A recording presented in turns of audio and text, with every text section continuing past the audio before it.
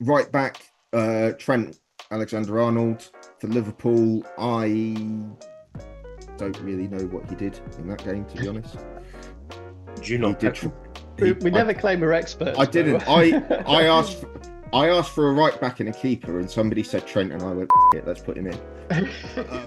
Welcome back, everyone, to watch more football on the Genreverse Sports YouTube channel. Please, while you're on here, please feel free to check out the main Genreverse YouTube channel. We are a member of the Genreverse family. You'll find entertainment news, reactions, reviews, geek culture stuff, and you'll find similar content to that on lrmonline.com. If you, like me, prefer still to do things the old-fashioned way and actually read your news or read your opinions, etc. I know that's unusual for most people on the planet these days. Ryan, you're probably young enough that you don't read anymore. No, I'm only kidding. I think I'd probably be wrong to accuse you of that. But I'm here with Ryan and Dave. I do what all the good kids do and let ChatGPT tell me what it says. Yeah, I prefer to read than listen to things, to be honest. Yeah, especially voice. I'm the same. But I think that is old-fashioned these days to read rather than listen. You know, I think most people do prefer just to what I can't someone do tell is them what the news is. Yeah, what I can't do is I can't do both. So if I'm listening to a podcast and then I start scrolling Reddit, I lose track of one or the other. I can't. Yeah. Can't I've got capable of two things. That's fair. I think you can have music on in the background while you're doom scrolling, but not so much something that you're actively trying to pay attention to. I was going to go on to some other discussion there, but actually we should probably talk football. I think Ryan and I are excusably just trying to avoid talking football this week. Was there football on? Was it a good weekend? I've not been on in a while, so I haven't really watched or kept up with football. Are Chelsea still winning? Last time you were on, Chelsea were good. Yeah. So we should be going all right. And this time you're on, they just won again, but you kind of missed a little bit of a period in between where things, I wouldn't say went Pete Tong, but, stalled slightly. How Pete Tong? I mean, we must have beaten Leicester. Or Everton. Everton were doing rubbish, weren't they? We always beat Fulham, but we never lose to Palace. No. I don't know, right? No. You're saying that like we remember what those results were, Dave. I know, for all I remember at this point, we might have won them all 3-0. I really don't remember. We certainly did not. Might have gone 3-0 up, but I don't think we won who we played midweek. I mean, literally earlier on, I can remember who we played midweek, and it was just 4 or 5 days ago. So, predictions. Let's talk about our predictions. I should say probably that we haven't sacked Mick. He just can't make it. He's a bit unwell this evening, so he'll probably be back next week. Predictions, Ryan. Would you? Oh, sorry. What did you say, Dave? I missed that. Loseritis. I think that's what he's got. Is it? Could be. It could be. Mm.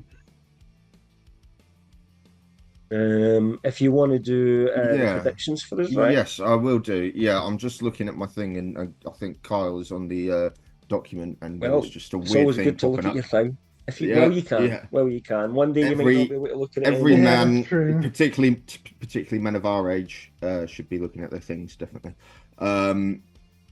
Anyway, so Dave briefly was at the top of the table when we last spoke. Having sort of amassed a few weeks worth of points. He pulled I benefited on Chelsea not winning games. He did, yeah. So he pulled away again marginally for the midweek fixtures last week, but then Cam came roaring ahead and actually predicted Chelsea to win, which came to pass, which has left him 2 points ahead at the top of the table after a 9-pointer this weekend. So well done, Cam.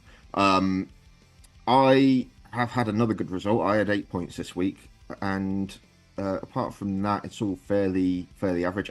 Dave got 8 points during midweek as well, but yeah, Cam has pulled ahead of Dave.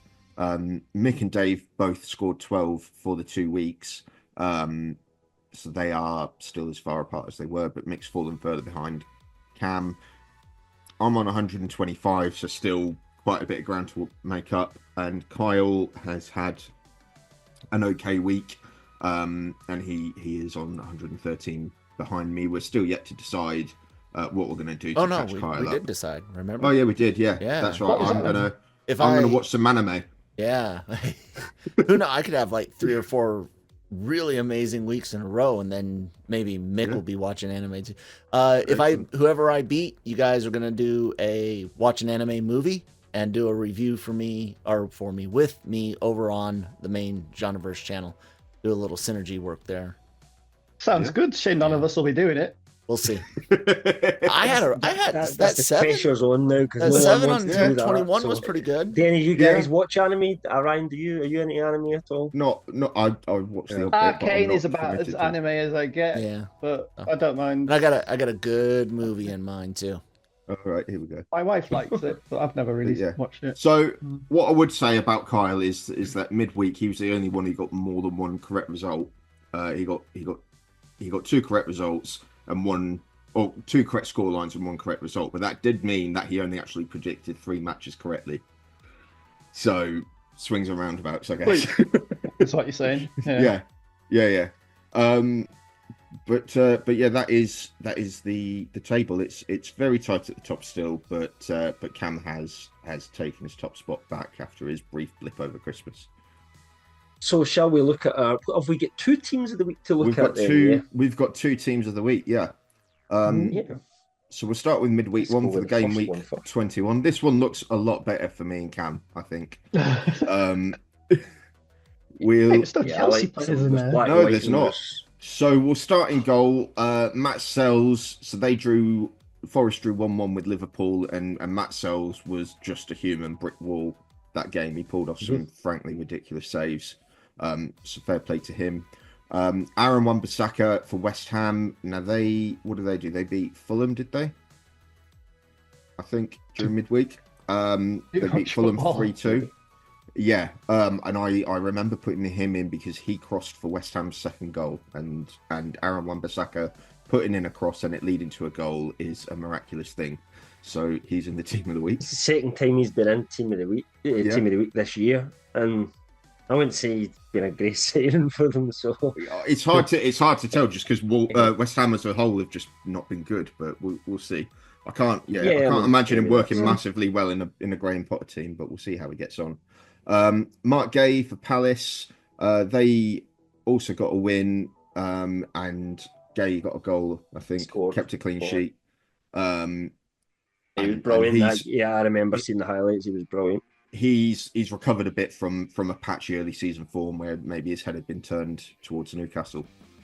But his head is now being scored quite a few important goals as well, hasn't he, this season? Yeah, head's now been turned towards. He's a good player. He's Chelsea, as far as the press. He's worth 85 million of anyone's money, I reckon. Yeah. 85 million. Well, you're the team. Man United, are known for 85 million pound defenders. I think you should. I don't think we've got 85 million. Actually, he'd walk into your team. To be fair, I would say. I don't know about that. I think. I don't know either. You don't know about that? I don't know. No, I think the centre backs are not the weak point of our team currently. Personally, I think our centre backs have been playing all right. It's just the rest of the fuckers. I don't think Leach's had a good season at all, and I think the other ones have. I don't think there's been any major issues, but I think he's good enough to walk into that team. If you ask me. Anyway, the other one that we had was Gabriel, who I seem to remember he scored a goal in the North London derby, didn't he?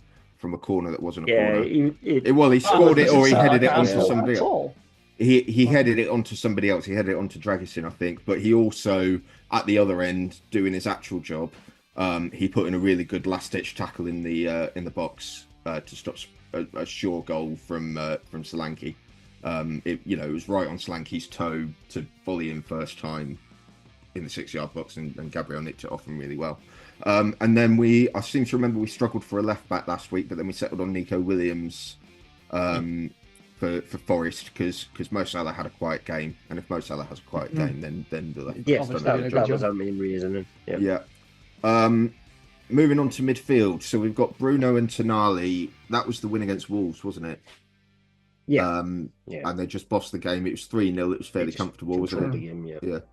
And then we got Joshua.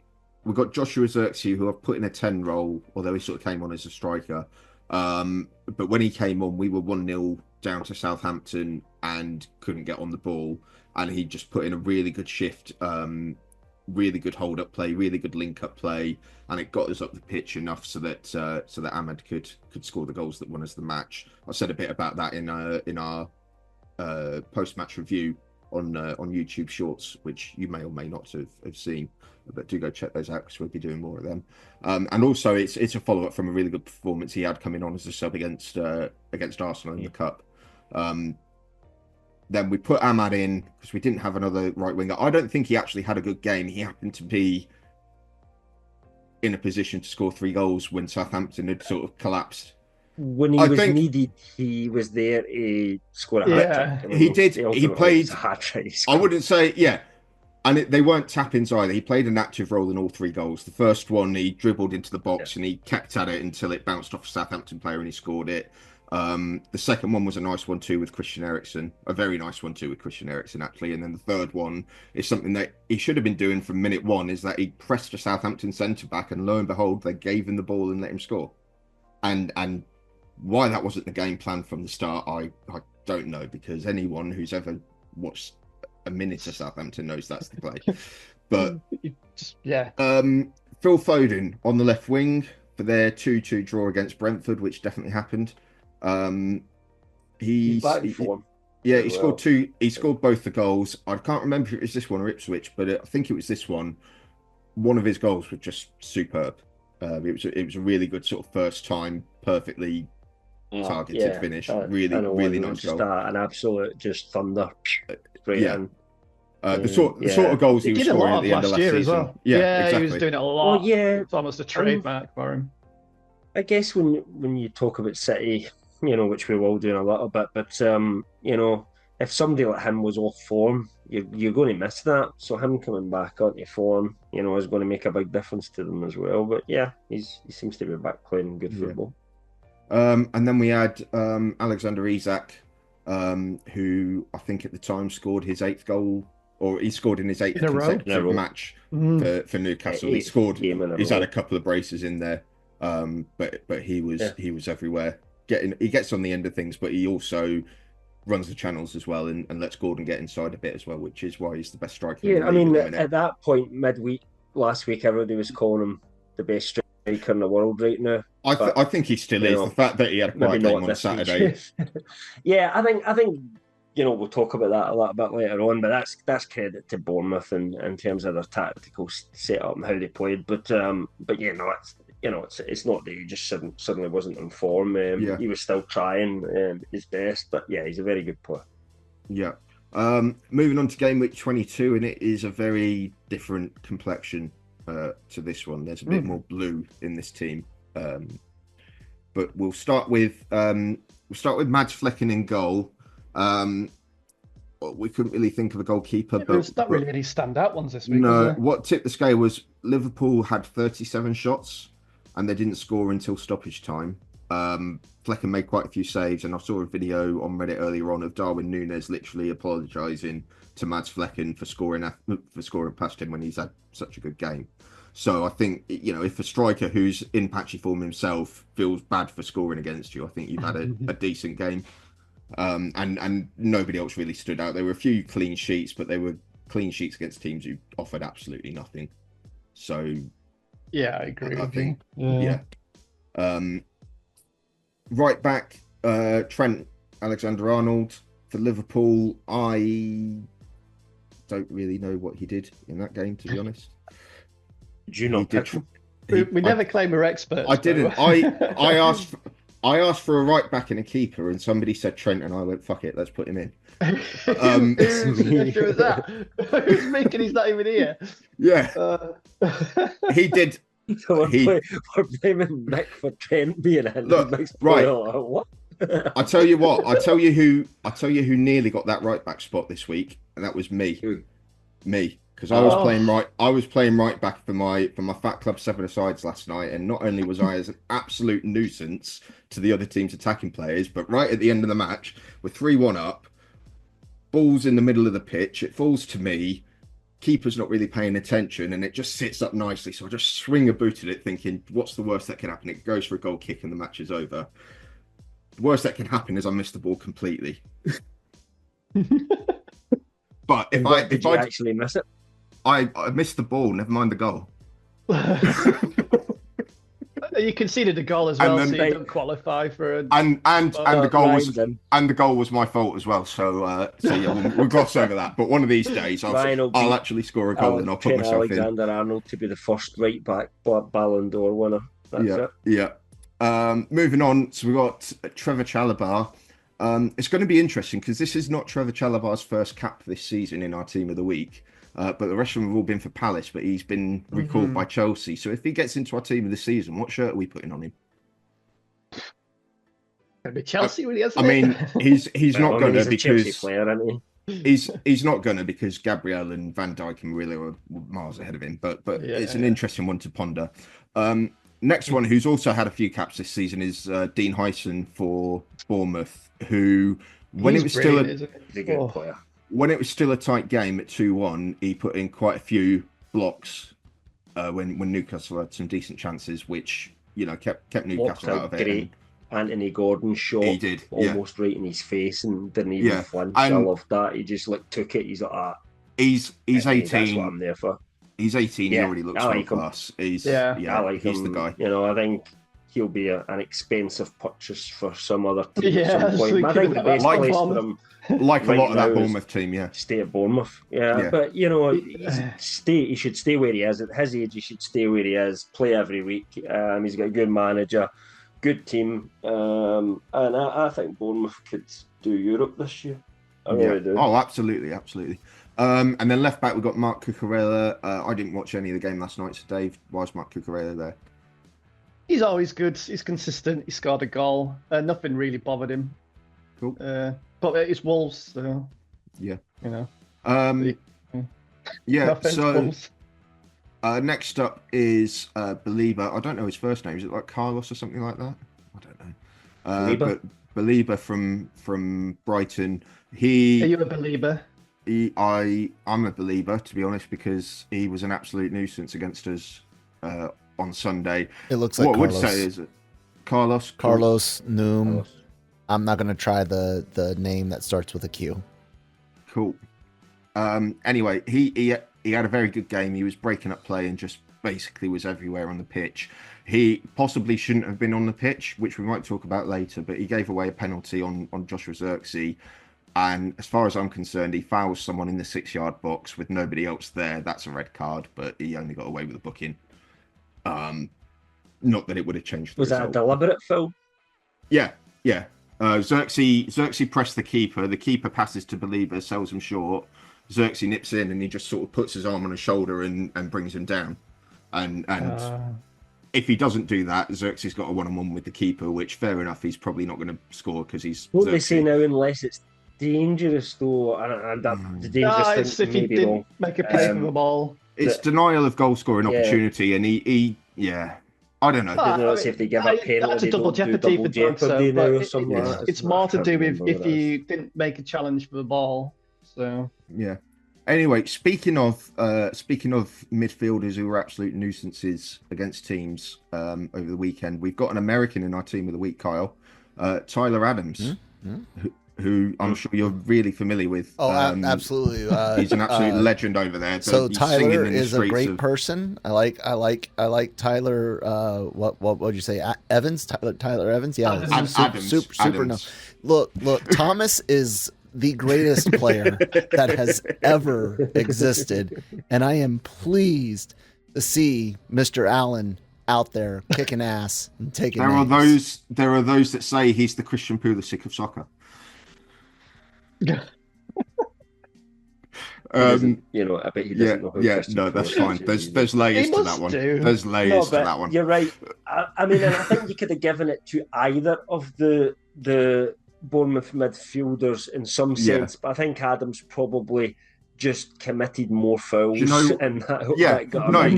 That's the thing. He was everywhere. He was everywhere. He wound Joe Linton up, something proper.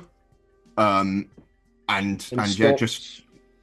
Bruno Newcastle. and Tonali from being able to. Yeah, I mean, we've had the best midfield in the league the last few weeks. absolutely. And they just stopped us playing. They ran and ran and ran. And that's why Isaac had a quiet game, because you just couldn't get the ball up to him. Yeah, there was no support to him. And then we've got Phil Foden in the number 10 spot this time. He got another couple against Ipswich. I think had an assist as well. I think. Yeah. So he's looking like the reigning player of the year for the first time this season. Up front, we've got another guy who potentially could have got sent off, Yankuba Minte for Brighton.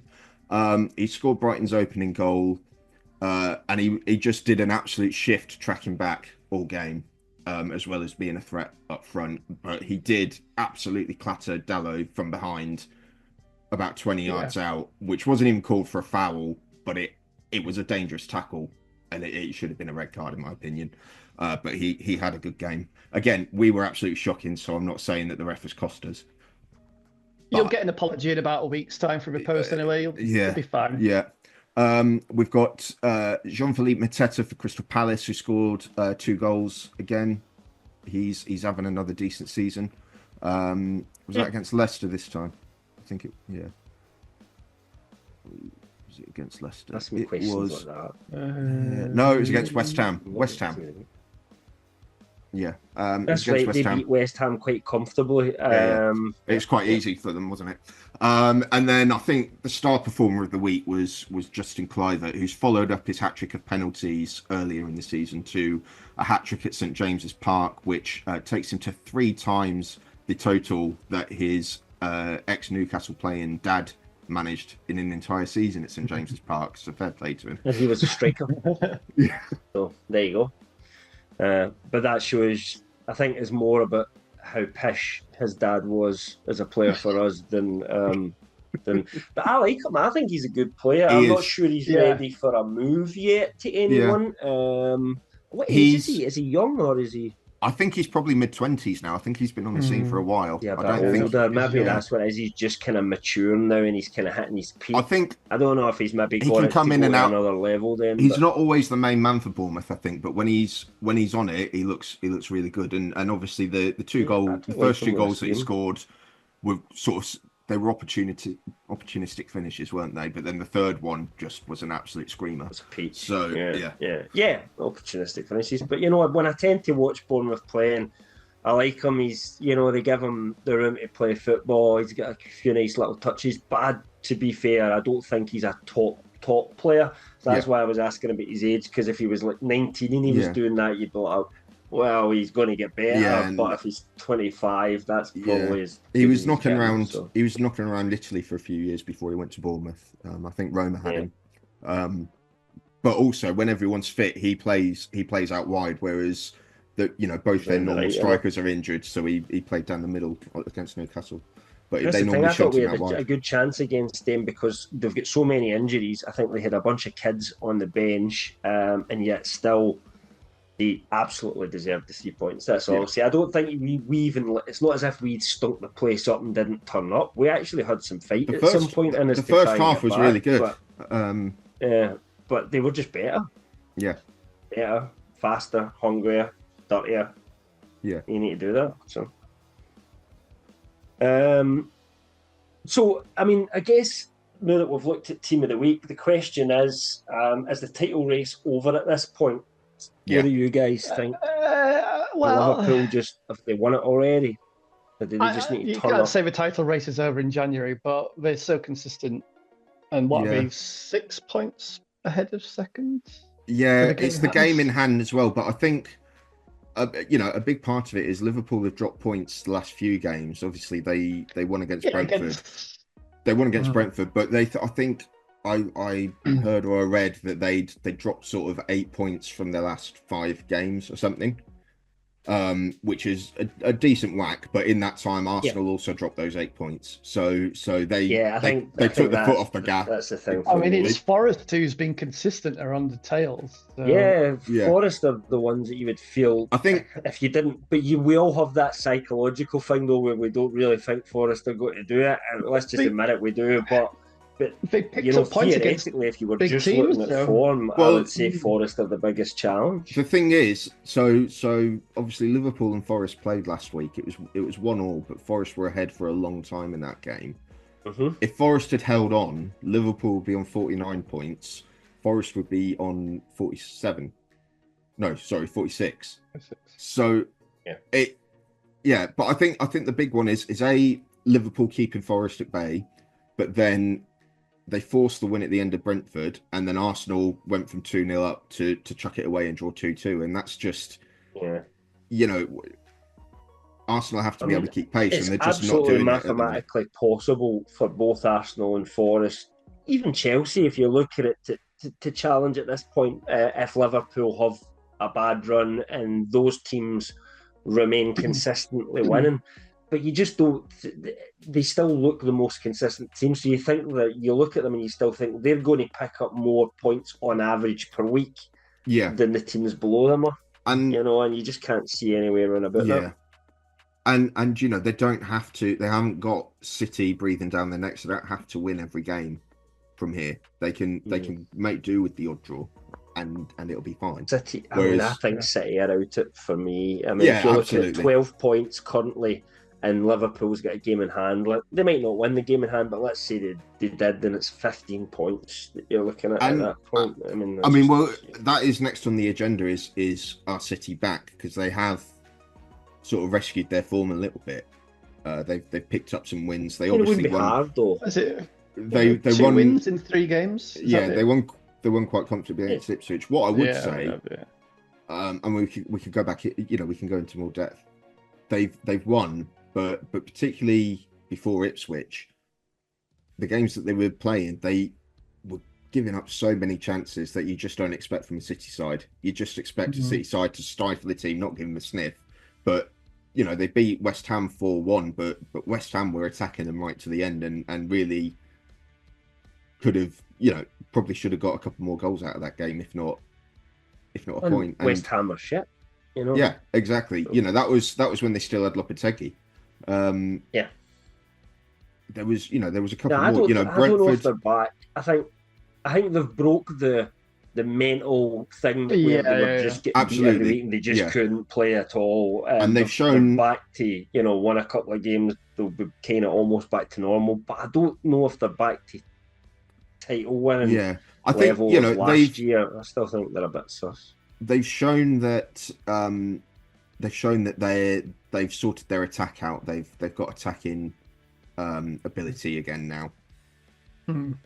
But the defense is still not right. Now, what they have done in the last week is they've signed 2 quite young centre backs. They've signed Kasanov, I think it is, and Vito Rice. So Kusanov, they've signed from Lens, I think, in France. Now 12-18 months ago, Lens bought him from Uzbekistan for 100,000 euros. And now they've just gone and got 40 million euros out of City for him. He's still quite young, so the reports are that he's good, but he's not going to turn things around straight away. French league, and sometimes you see a player in the French league and you think, well, this guy looks good, but they come to the Premier League and everything's a level up. It is from the French league. Unless you're playing PSG every week, you're a level up. So we were supposed to be interested in him as well. Seemingly, but I think the prices, once City said they were interested, the price just started going up, and people are going, no, we'll leave that one to Man City. Thanks very much. I think they just, I don't know whether these are good signings they're making or not for the now. I think they're good signings for the future, but I don't really see the rush to go out and get them now. Like, if you're not buying players for now to improve this season, why spend a bit extra rather than wait to the summer and get that player that you want at maybe a cheaper price? It seems a bit desperate for no point, if that makes sense. Yeah, I mean, they need to get back in the top 4. They need to get back in the Champions League spots. There's nothing saying they can't. 2 young defenders are going to do that for them. No, but there's also nothing saying they can't go on a run in the Champions League. The league is done, but they still have reasonable the form that they had last year. but they haven't dealt with the main issue that they've had all season. So the main issue, the big difference that we all know from City last year to this year is that they don't have what the player of the year in the world, Rodri, one of the best players in the world at his position. And well, literally the best player in the world. He's got a trophy that says that. So I mean, yeah, literally. Vinicius would disagree, but they haven't fixed that at all. No, I know tactically they've fixed it a little bit, but they haven't went and bought anybody that fills that position. They've bought 2 centre backs and a forward. Yeah, so they're looking at signing Omar Marmoush from Frankfurt, who I know from my football manager save in the airport on the way out of Frankfurt in the summer is an absolute player. So is he not the top scorer of it? Yeah. I know. I don't know, but I think he probably is the top scorer. Yeah. So that's looking like that's going to happen. But yeah, I mean, they do need to sort the midfield out, absolutely, because what's happening is the City defenders, who are all very good, they're all getting a little bit older. And they're just being exposed by the midfield. But equally, you've got players who they brought in to shore up the midfield, like Mateus Nunes. He's having to play right back because Kyle Walker's off to go and conquer Italy. Yeah. Sheffield Casanova. But where it might look as if they're kind of batting to fix those problems, I think you have to look at who they've been playing as well. Brentford, West Ham, Ipswich. These are not, I mean, Brentford at home are tough for anybody. But that is the one. They're still a mid-table Premier League side. Yeah. And it is the one they drop points on. So. Yeah. And the other 2 you would have expected them to win anyway. Okay, maybe you wouldn't have expected them to pump Ipswich 7-0 or whatever it was. But I still think that there are sterner tests for that missing midfield to come when they go up against big teams in Europe. Well, they've got 3 big games coming up. So they've got Chelsea PSG. At the weekend. They've got PSG in a couple of days. Oh, tomorrow? Is it tomorrow? Tomorrow. And then they've got Arsenal next week. Yeah. I mean, they will provide sterner tests, Chelsea and Arsenal, but Chelsea and Arsenal have got their own problems at the minute. It's probably not a great time for those 2 teams to be playing City either. But Chelsea score goals. Chelsea will score goals against that City side. It's whether they'll keep them out. Yeah, scoring at the other end. Look, I went for a 2-2 draw. I think. Yeah, I mean, another 4-4 like last season would do everyone nicely, wouldn't it? But as neutrals anyway. Yeah, I don't know how much they would like. But I suppose a draw's not a bad result against City. Draw's not bad, but how bad they've been the last, couple of months. Before our bad form, I'd have been well up for it, but now I'm a bit. Yeah. I don't know. You have been unlucky with when you've played them this season, because you obviously played them first game of the season where they were getting raring to go, and Erling Haaland had spent the summer in a cryogenic chamber and all that sort of thing. But we gave them a good game then as well, but we just couldn't finish. Yeah.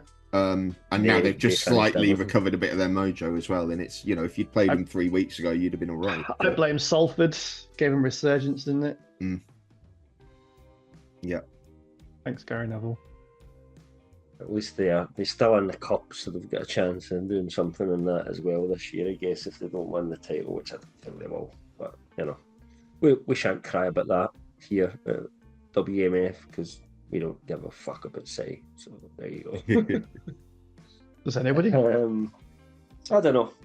I can honestly say I don't give a fuck about City. I really, truly, from the bottom of my heart, don't. And do you know what, Kyle? I believe you. We agree. I believe him. So, moving on, do we want to talk about Ange Postecoglou then? Yeah, I think we need to talk about Spurs. I mean, I think when we look at 2 teams that are massively underperforming this year, because Man City are still fighting for top 4, you have to look at Man United and Spurs. I don't think we need to talk about Man United because we've done that enough and we know what process they're in. They've got a new manager. I think it's wait to the end of the season with them almost at this point. But a year and a half in now for Ange Postecoglou. Great start last season. He was the Messiah. He was bringing all this attacking football. But later on in the season, he was also getting found out tactically against a lot of teams. And dropped right back to team ties as well. They end up 5th or something like Yeah, I mean, the Pretty point critical, is Richard. with them is that he's been in the job 18 months, and I would say about half that time his first choice centre backs have been injured just because of how much running they Yeah. have to do. Yeah. And there was that game. Yeah, but I think there is a tactical reason for that as well. He relies on Van de Ven being the fastest player on the pitch and being able what to game get was it? back Was so it that they can play the that high line. It's hard for a defender. was it Chelsea?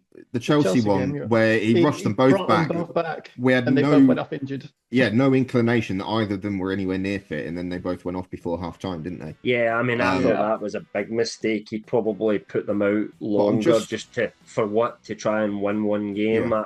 I never got that, and that's what I mean about him. I just, as much as like at the moment, it seems the Spurs fans are all for him. They're like anti-Levy. No, it's all Levy's fault. Levy never bought good enough players. I mean, I had an argument with a guy online about this. Like, I remember Ange Postecoglou quoting James Maddison and saying, like, I've spoke to him, I've told him there'll be big things happening at this club, whether he comes here or not, and he was saying all that sort of stuff just as he was kind of signing and stuff like that.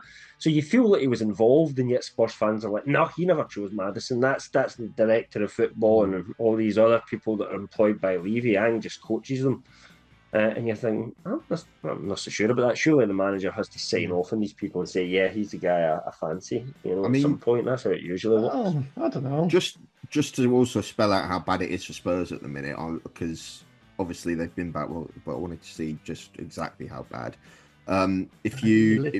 You have to scroll down the table. I've had to scroll. Well, no, but I'm going back down the fixtures, and I have to scroll back to December for their last Premier League win.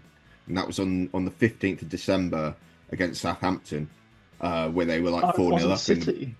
No, it was 4-0 up in about 20 minutes, and Russell Martin left before half time and missed the fifth one going in, and then got sacked basically on the full-time whistle. That was their last win in the league. And when they played City and beat them, that was right in the middle of City being in that terrible run. Yeah, but since then the only Southampton could have beat them. The only other wins they've had is they got a 1-0 win against Liverpool in the League Cup semi-final, where Liverpool were probably taking it easy, knowing they've got the second leg at Anfield, and probably could have won that match anyway. And then the other one was Tamworth in the Cup, who are in the conference, or the National League as it's called now. They won 3 or 4-0 in the end, but that was right at the end of extra time. And actually, that was it. they could have gone out. They lost it in the last minute. Yeah, exactly. Absolute so those are the last two wins. Yeah. And then the only other point they've had. I mean, they could have beaten. The only other point they've had in that time is 2-2 with Wolves over Christmas, which shit. Yeah. So it is quite a bad run of form, and even before that win against Southampton, they lost 3-4 to Chelsea, they lost 1-0 to Bournemouth, they drew 1-1 with Fulham. So it's. The thing is with injuries and that, because that's what everybody's on about. It's the injuries. Last year, I remember moaning that how come Spurs never get hardly any injuries, because they seem to go on a run where they never get any injuries for months and months and months and months, and they had a full squad. Whereas like Newcastle were playing at the bare bones. We had a 17-year-old playing in midfield 3 games in a row, midweek weekend of the Champions League. Man United had half your team out as well. There was quite a few other teams with bad injury crisis. None of them were as bad as Spurs are now. We're having a few injuries. Do you know what I'm saying? I mean, they did have a few injuries last season as well. Like I said, they were missing their first 2 centre-backs last season, weren't they? Only in the second half of the season. Like for the first...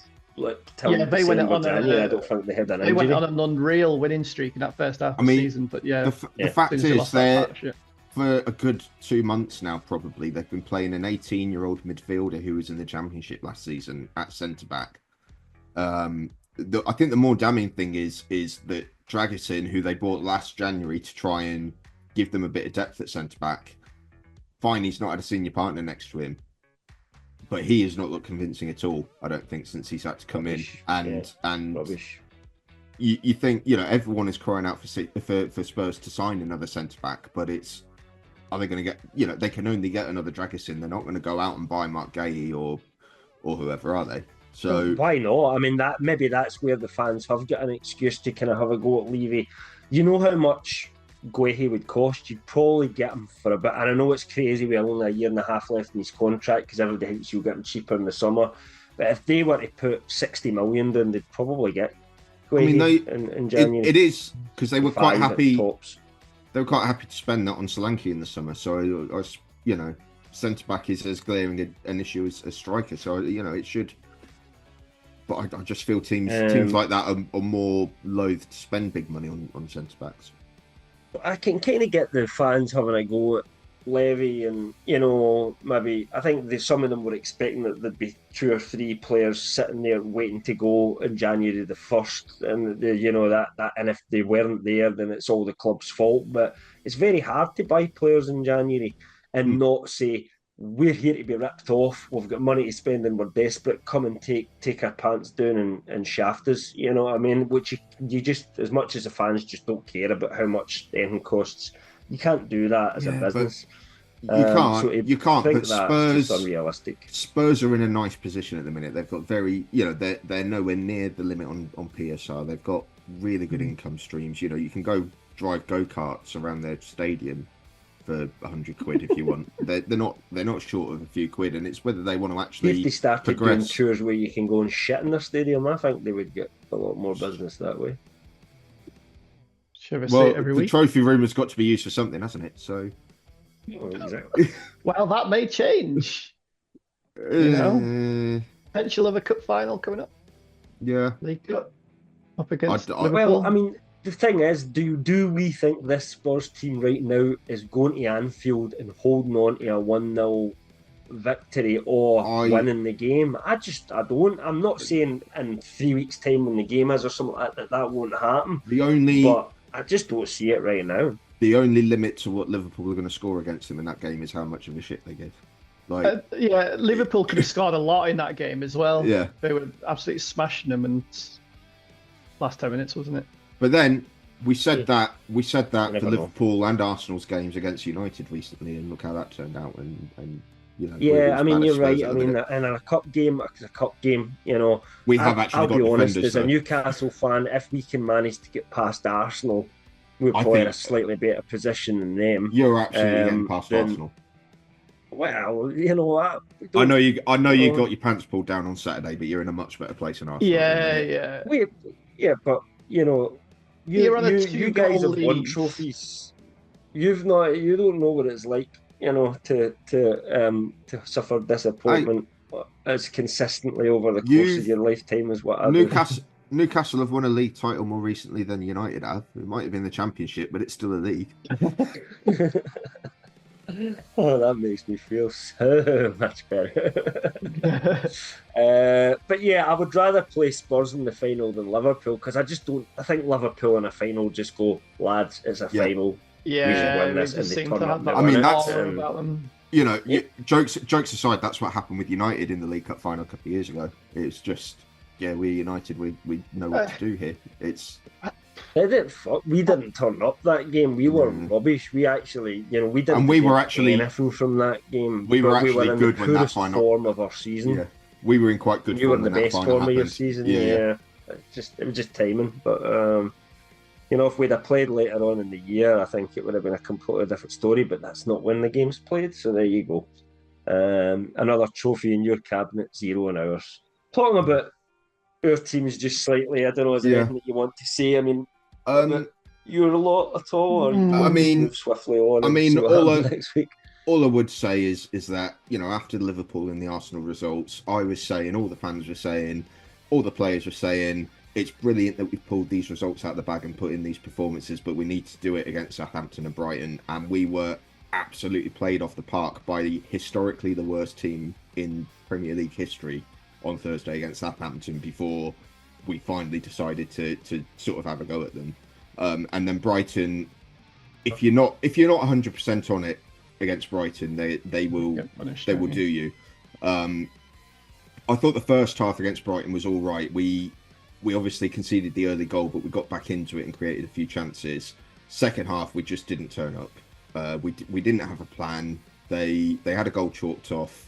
They scored quickly after that, and then scored a third towards the end.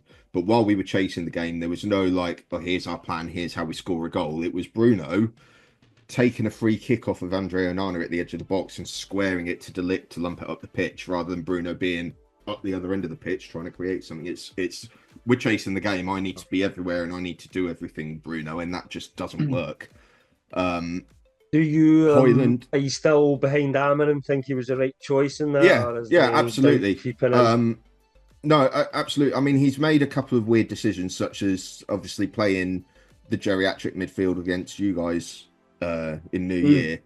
But that's a mistake that he hasn't repeated since. He's been playing Toby Collier rather than put Casemiro on recently. I think only had like 7 training sessions with United so far. Most of them are just recovery rather than tactical. He's not had a lot of time to really get his ideas across, and he's not really had players. You know, we looked a decent team against City when Mason Mount was on the pitch, but he's played one game for Amarin. If he was constantly fit, just point out Eddie Howe come in to a team much worse than the current squad of Man United. Oh, I don't doubt that. In a much worse position, facing relegation, and he started off losing games as well. But by this point, he had got us playing and proved that he was a good manager. Yeah. I don't know. My jury's up for me. I've seen enough to think that tactically the idea is good if it comes off.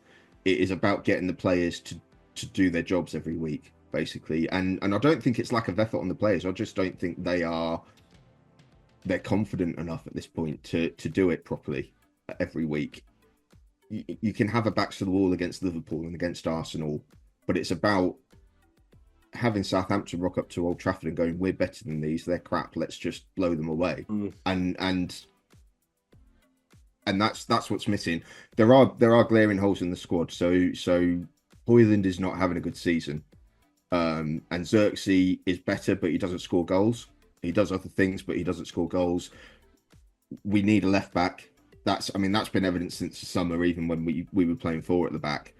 We need a left back. Malacia is we're trying to loan him out so we can get some experience. Sure, if he ever comes back, has got to play centre back. He hasn't got in to play wing back. And Dalot is not really that good on the left, but equally Mazraoui is not good at wing back. He's much better at right centre back. So we are looking at apparently Patrick Dorgu from Lecce, but they're wanting 40 million euros for him.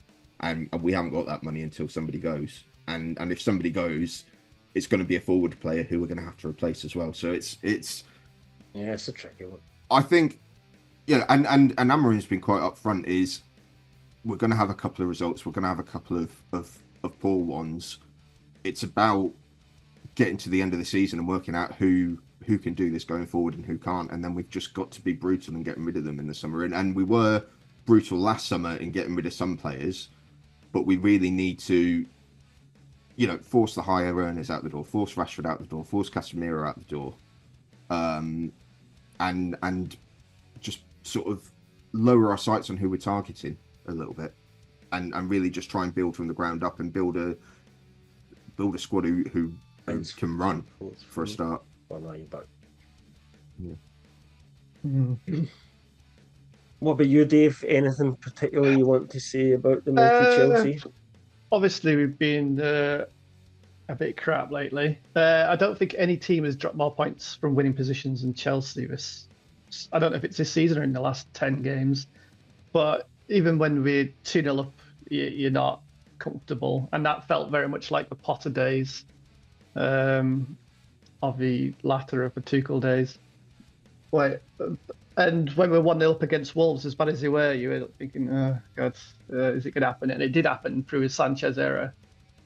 But I thought we were good in that game, but it's Wolves, isn't it? And all of our goals pretty much came from set pieces, which Wolves are really weak against. So I don't know what to take from it, really. I don't know if it's something to be optimistic about before we go to City. Punish a team that are weak in an area and focus on that area to punish them. I mean, that's just good management. But I know what you mean. It might it's hard just to know whether you're back to the kind of form you were that got you to that position. You're still in a great position in the league. You're still sitting in but considering Christmas time, we're just behind Liverpool, like 3 points behind of a game in hand for Liverpool, and we picked up Way like 3 ahead of points us. from 12 from games which we should have won all of them.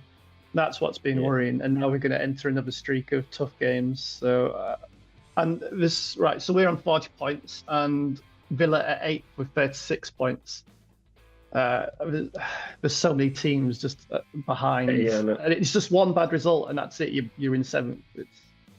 That's like, for us as well. It's like we saw ourselves climbing up, but just that one defeat, and the other teams are in a boot, you win, and all it does is just close the whole thing back up again. Yeah, it went in the space of a few days from can Newcastle drag themselves into the title race to all of a sudden they're 12 points behind Liverpool with a game in hand, and it just Yeah, I mean, no one really thought that would happen, but although you would never say it's outside the possible. Same as I would never say it's outside the chance that Forest could win it. They could, we've seen it before. It can happen. They could just be a good enough team. It's not outside the realms of possibility Arsenal will win it. But I don't, realistically, I think Newcastle are still fighting for some kind of European place. I don't know which competition that'll be. But I'd be happy with some kind of Europe at the end of the season. You've got to be targeting Champions League again because you're 2 points behind Chelsea. You're level with City, and I would say you're in better shape. City are going to get better. Chelsea could hit form again, and then you've got Arsenal and Liverpool. There's no spaces left after that unless fifth gets Champions on a great League. Run of form. Bournemouth could be ahead of us in 2 or 3 weeks if we win it. And they're only a point behind Newcastle. Yeah, that was a 6-pointer. A 6-pointer against us. Really, that would have opened up even a draw would have been a good result for us. But let's face it, they smashed us and closed the difference in the goal difference as well. So fair play to them. I don't think we are finished and that's the bubble burst, because I think we were a bit tired but you just can't. We're not as consistent as you can be. But I think we'll still improve. I think our next game is against Southampton. Oh, Southampton. Southampton away. I fancy a win against them. To be fair. Yeah, we'll see. You've got might be famous last words. You've got Southampton, then you've got Fulham, then you've got the League Cup, and then you've got Birmingham away in the Cup, and then you've got City. Oh yeah, so you have a tough run, and then you got Forest. Yeah, and then Liverpool. Oh yeah, okay. So the end of February. That's in the space of get Champions League. You need to get results against teams like that. Yeah, exactly, to be fair. Forest, we didn't do. We get beat at theirs, but we drew with Man City, and we drew with Liverpool. So we're unbeaten against both of them this year. So far, those were at our place though, and now we have to go at their place, I believe. So it's slightly different, but if you're going to get Champions League, you need to get results against the big teams. You can't just beat the little teams. So see what happens. I don't think we'll get Champions League this year, but I'd be happy with a Europa League place. I'd be happy with conference, I'll be honest, given the teams that are in it. But I would be maybe slightly disappointed to hear if we only. Do you know what? Going to the Conference League and just taking the piss throughout Europe for the season, and then ending up with a trophy at the end of it might not be the worst thing to happen to Newcastle. It's actually appealing, but that's not the problem. The problem is keeping your players when a Champions League club then comes in and says, "Well, we'll give you 10 grand a week more than them, but you'll play in the Champions League." And then you lose players and you go back the way instead of forward the way. So that's the only thing about the Conference League. I think it's not going to excite Isaac and and Bruno, people like that. So.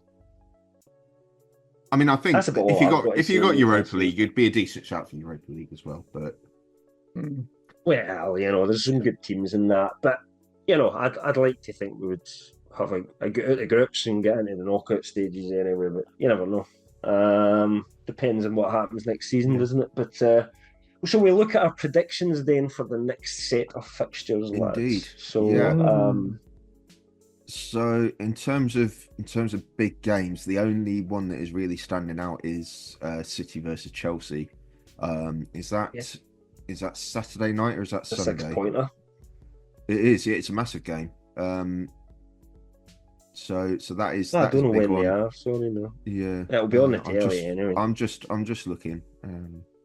It looks like Just up a Saturday minute. night to me and where it falls in the fixtures, because if it was Yeah, Sunday, I it think would be it's a the 5:30 game. 4:30 game. Yeah, it's a 5:30 game. Okay, Yeah. cool. And then the other ones that look like they could be interesting. I mean, Mick's gone for 7-0 Liverpool versus Well, Ipswich, and I think it's only right to say that Dave has proposed that we give him double points if that one comes in, and I am in full Yeah, agreement with I'm that. for it. Yeah, I'm Yeah. for it. Yeah. Bournemouth Forest Oh, will be Yes, that a will good be- game. That would be a right ding dong, won't it? And that's a lunchtime kickoff. But, you know, that's the thing. Who wins that game? I've went for Bournemouth. Yeah. I think I went for a draw. That's I'm a not sure. tough Yeah, one, we've isn't it? both went- gone I for think 2 the draw all, is the Dave. smart result. I Yeah. think the draw is the smart choice. I think. And one I just want to draw your guys' attention to: Tottenham versus Leicester, 2 absolutely atrocious teams who cannot defend whatsoever. So I've gone for 4-4 in that one. relegation 6-pointer. Yeah. Yeah. Well, yeah, I've I gone, mean, we say that, but do any of us really think, like, looking at the points levels that they're now, I mean, Spurs would have to lose every game for a considerable number of Yeah. weeks before I seriously think they're in relegation trouble. I don't. I think mean, we they can are, talk- but It's fun. we- It's fun to take the piss out of them. we can talk. Yeah. We can talk relegation in depth next week, I guess. I mean, Spurs are 8 points clear, but they have got the benefit of a positive goal difference, which none of the other teams down there do. But he has scored the second most goals in the league, by the way, Yeah. Spurs. And they're Yeah. still down there. Really. All it would take, though, is the bottom teams to all get a win in the same week, and the teams just above them to lose in the same week, and Everton having a different conversation. Everton are pulled away a bit after they beat Spurs, and they've got a game in hand on everyone else as well, but that's against Liverpool. We all know Everton have got some immortal Yeah. trick anyway. Like, they pull out, they cannot get relegated I just think- anyway and get free. So Leicester look absolutely abject. Ruder's not improved them whatsoever. Nope. So I think it's a Not at straight all. fight between Wolves and Ipswich. But we'll see. do you think he'll see it the season? Because I think they're the kind of mob that'll sack him. I mean, it's an existential threat to Sorry, Leicester if they go yeah. down, because they're going to get that fucked over by the EFL's PSR. PSR. That's what I mean. I think they were So really banking and I trying don't to think they stay can up risk this it. year. I think they will be ringing the big sound klaxon by about March time, but we'll see. I wouldn't be surprised. Yeah. Well, that's where we'll be talking about next week. It's only one set of fixtures, so we won't quite have as much to go through, but certainly hope I'm a bit happier. I will say that being the first game on of the weekend can be a joy and it can be a curse. If you win, Yeah. you have a smile on your face and you enjoy every game that weekend because you know in your smugness that you've already won and it doesn't matter. And when you've got beat the first game that happens at the weekend, you have no interest in football for the rest of the weekend whatsoever. I've no interest in life for the weekend either. Yeah. Bloody football. Yeah, I guess that would be true as well. So, thanks for watching, everybody. Remember and check out our main Genreverse YouTube channel. If you're on here anyway, you might find some stuff on there that you want to like, or if you want to see any of our back catalogues, there's a short from Ryan on about his thoughts on the Man United game. There's one from me and my thoughts on the Bournemouth beating the Newcastle game as well. You can check out too. Other than that, we will. I've got a short planned for Saturday night with a special guest contributor as well. So keep an eye out for that over the weekend. I could put together a short for my experience going to Stamford Bridge last week as well. Oh yeah, that'd be good. Yeah, that'd be Took cool. a few clips. But yeah, watch out for them on the Genreverse Sports YouTube channel. That's where they'll all be appearing, hopefully, barring illness, disaster, catastrophe, World War III, whatever, it could happen. I wouldn't be surprised. Then we should be back next week for more Watch More Football. So we'll see you next week, guys. Thanks for watching.